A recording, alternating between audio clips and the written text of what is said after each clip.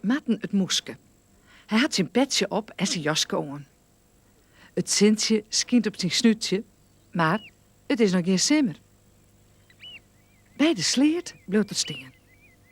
Hé, wat had Matten om zijn jermke hingen? Het lijkt wel een kwarke. Zoet het de boodschapje, Matten? Oeh, dit lijkt het mij wel een mooi plakje daar. Oh ja, dichter bij het wetter. Ja, hier bloei ik maar. Matten zet het kwarke op het gasdel. Nee, hij zal net een boodschapje.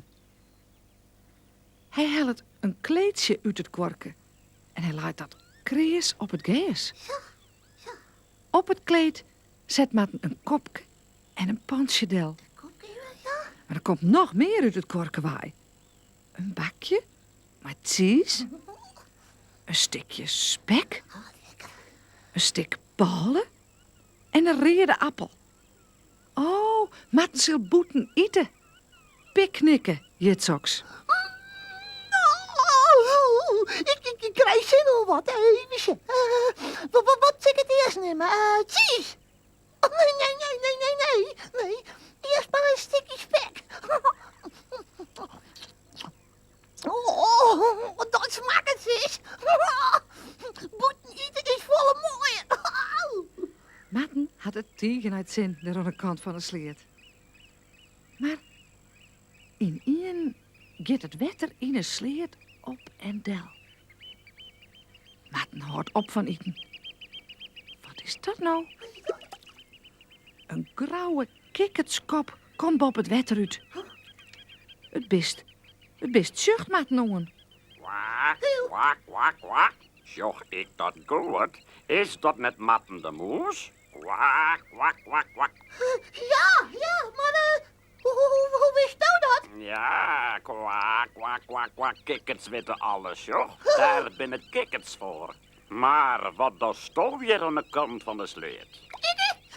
Ik eet. Ja, dat zeg ik wel. Dat lijkt het wel lekker al een keer. Hast ik wat oer voor een kikkert? Ja, hoor. Zo, maar niet op mijn kleedje zitten, ja, want toen ben je zo weird en slimmerig. Kwak. Kees de kikker die gaat erbij zitten. Even later zitten ze lekker te eten. Lekker, Kees. Kees, Een stukje cheese, meid. alsjeblieft. Dank je wel. Lekker op, ja. Lekker. Het wordt net lang, dan is alles op. Op het kleedje lezen wat lege bakjes en bekertjes en een paar lege papieren poetsjes. Oeh, Kees die had een grauwe buik en matnek. Kwak, wat ben ik, zeg. Oh, mijn buikje. Nou, wat maakt we met al die lege rommel? Kwak, net in het wetter smitten verzels, dan worden wij kikkers oersalelk. Kwak. Wij gaan zo'n hekel aan rommel. Ik weet wat. We doen het in mijn kwark, hè? En als ik thuis ben, dan gaat het in het jeskevet. Kwak. Dat doen ze. Goed? Matten teert het kleedje op en docht het weer in het kwarken. Zo, dat is weer klaar. Maar wat nou? Matten wil nog net op hoezongen. Hij vindt het wel gezellig, maar die grauwe kikkert.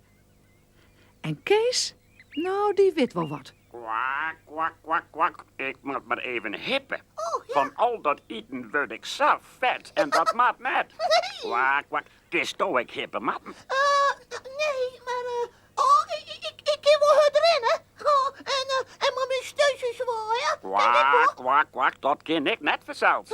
Ik ga net een stut meer. Doe ik nog een heel iets kikkervisje weer. Hier ik wel een stutje om te zwemmen. Oh ja? Ja?